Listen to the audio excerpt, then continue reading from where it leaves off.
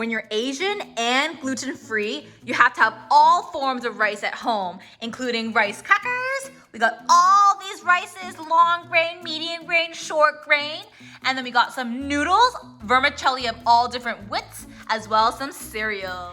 Hey friends, today we're talking all things rice, my very favorite grain in the entire world because it's oh so versatile and it comes in so many different types of shapes, sizes, and color.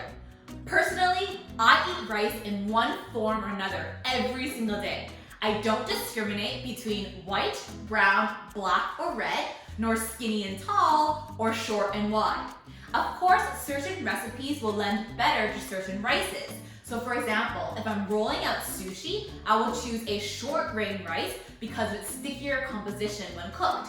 If I'm making biryani, I would choose a long grain rice because of its fluffier consistency. Now the question that you've been asking me is, what type of rice is best to consume? To keep things simple, I'm going to state 5 facts about rice and then you can choose the best one for you. Number 1, if you're trying to increase your intake of dietary fiber, B vitamins, and protein, then the best types of rice would be brown rice, short, medium, or long grain, forbidden black rice, red rice, and wild rice. Believe it or not, wild rice is actually a seed and not a grain. Now, whole grain rice, such as brown rice as well as forbidden black rice, have their bran and their germ intact, whereas polished white rice only has the endosperm still present, which is where all the starch is mainly found. Number 2. Forbidden black rice, red rice, and wild rice have the most antioxidants due to their beautiful outer complexion and hue. Number 3, if you're trying to balance both nutrient density as well as cost, then brown rice is your best bet. Red rice, wild rice, and forbidden black rice are usually double or even triple the cost compared to that of brown rice. What you can do is sprinkle in some of these into your brown rice mixture for some added visual appeal and antioxidants. Number 4. Now this might be a shocker for many of you, but whole grain rice such as brown rice and red rice and forbidden black rice are higher in both arsenic as well as phytic acid. Arsenic is toxic in high amounts when consumed, and phytic acid is a plant compound that can inhibit mineral absorption. Most of the phytic acid is found in the bran layer, and that's why it's present in mostly whole grain rices. However, with that being said, there is one thing you can do to really help maximize the nutrition found in these whole grain rice, and that is to soak your rice before preparing, at least a minimum of 2 hours. Now, if you also can buy sprouted rice, that's even better, and you can even sprout your own rice at home. I have a previous video on that, so please go ahead and check out my YouTube channel to watch the video all about how to soak and sprout your grains, beans, legumes, nuts, and seeds.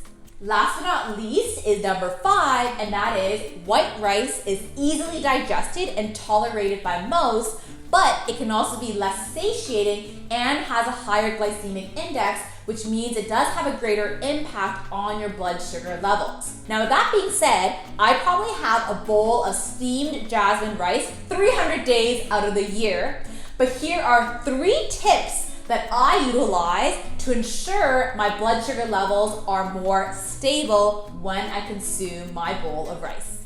Strategy number 1 is portion control and balance.